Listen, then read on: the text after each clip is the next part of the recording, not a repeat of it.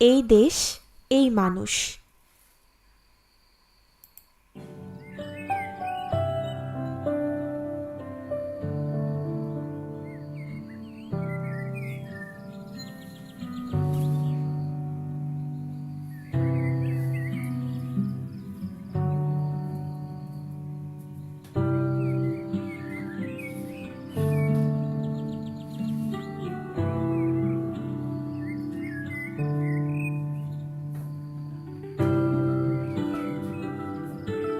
সার্থক জনম মাগো জন্মেছি এই দেশে।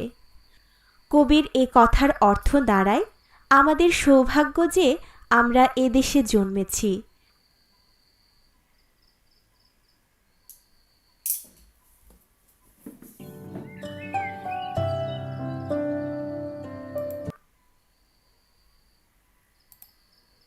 সার্থক জনম মাগো জন্মেছি এই দেশে। কবির এ কথার অর্থ দাঁড়ায়, আমাদের সৌভাগ্য যে আমরা এদেশে জন্মেছি। বাংলাদেশের প্রায় সকল লোক বাংলায় কথা বলে, আমরা বাঙালি। তবে আমাদের দেশে যেমন রয়েছে প্রকৃতির বৈচিত্র্য, তেমনি রয়েছে মানুষ ও ভাষার বৈচিত্র্য। বাংলাদেশের পার্বত্য জেলাগুলোতে রয়েছে বিভিন্ন ক্ষুদ্র জাতিসত্তার লোকজন। এদের কেউ চাকমা, কেউ মারমা, কেউ মুরং, কেউ তঞ্চঙ্গা ইত্যাদি। এছাড়াও রাজশাহী আর জামালপুরে রয়েছে সাঁওতাল ও রাজবংশীদের বসবাস। তাদের রয়েছে নিজ নিজ ভাষা।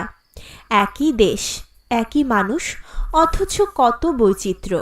এটাই বাংলাদেশের গৌরব।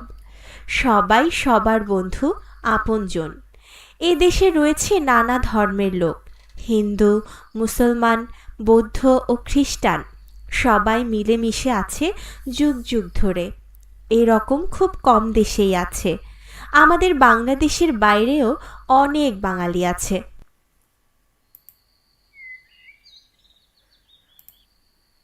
বাংলাদেশের এই যে মানুষ, তাদের পেশাও কত বিচিত্র। কেউ জেলে, কেউ কুমোর, কেউ কৃষক, কেউ আবার কাজ করে অফিস আদালতে। সবাই আমরা পরস্পরের বন্ধু। একজন তার কাজ দিয়ে আরেকজনকে সাহায্য করছে, গড়ে তুলছে এই দেশ। ভাবো তো কৃষকের কথা, তারা কাজ না করলে আমাদের খাদ্য জোগাতো কে? সবাইকে তাই আমাদের শ্রদ্ধা করতে হবে, ভালোবাসতে হবে। সবাই আমাদের আপনজন। আমাদের আছে নানা ধরনের উৎসব। মুসলমানদের রয়েছে দুটো ঈদ, ঈদুল ফিতর ও ঈদুল আজহা। হিন্দুদের দুর্গাপূজা সহ আছে নানা উৎসব আর পার্বণ। বৌদ্ধদের আছে বৌদ্ধ পূর্ণিমা।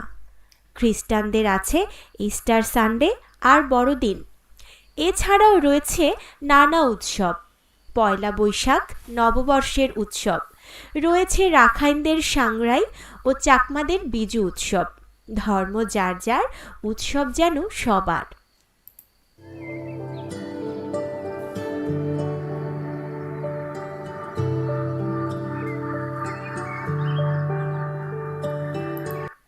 পোশাক আশাকও কত ভিন্ন ভিন্ন ধরনের, ভিন্ন ভিন্ন ধাঁচের। মিল আমাদের একটা জায়গায়, সকলেই আমরা বাংলাদেশের অধিবাসী।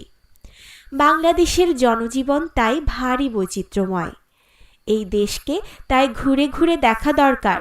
কোথায় পাহাড়, কোথায় নদী, কোথায় বা এর সমুদ্রের বেলাভূমি। এজন্য দরকার দেশের নানা প্রান্তে আত্মীয় স্বজন ও বন্ধুদের বাড়ি বেড়াতে যাওয়া, পরস্পর মেলামেশা করা, কাছাকাছি আসা, মানুষকে ভালোবাসা। দেশ মানে এর মানুষ, নদী, আকাশ, প্রান্তর, পাহাড়, সমুদ্র, এই সব। দেশ হলো জননীর মতো, স্নেহ মমতা ভালোবাসা দিয়ে আমাদের আগলে রাখেন। দেশও তেমনি তার আলো বাতাস সম্পদ দিয়ে আমাদের বাঁচিয়ে রেখেছে। এ দেশকে আমরা ভালোবাসবো। ১. শব্দগুলো পাঠ থেকে খুঁজে বের করি, অর্থ বলি। সৌভাগ্য, প্রকৃতি, বৈচিত্র্য, বেলাভূমি, প্রান্তর, স্বজন, সার্থক, সাংরাই, বিজু।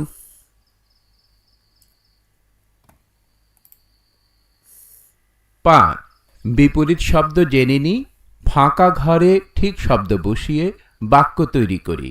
বাঙালি, অবাঙালি। বন্ধু, শত্রু। দেশ, বিদেশ।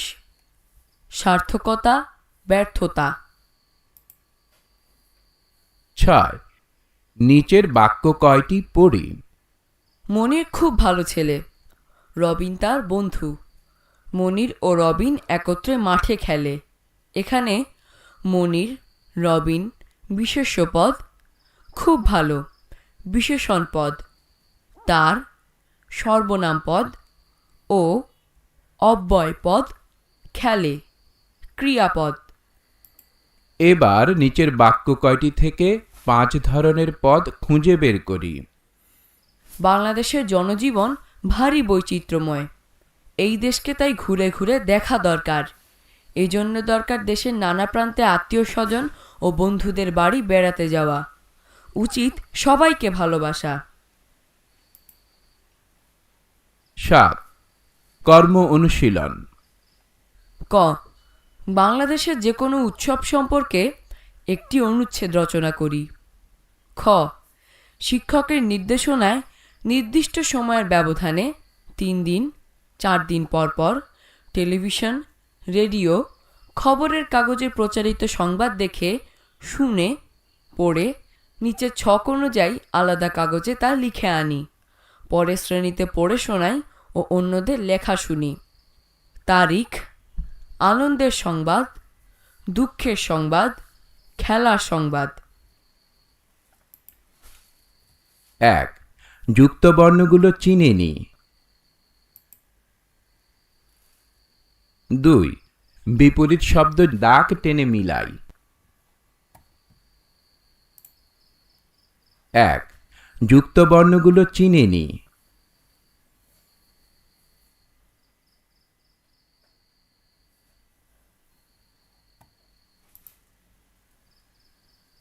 2 বিপরীত শব্দ দাগ টেনে মিলাই। 3 ঘরের ভিতরের শব্দগুলো খালি জায়গায় বসিয়ে বাক্য তৈরি করি।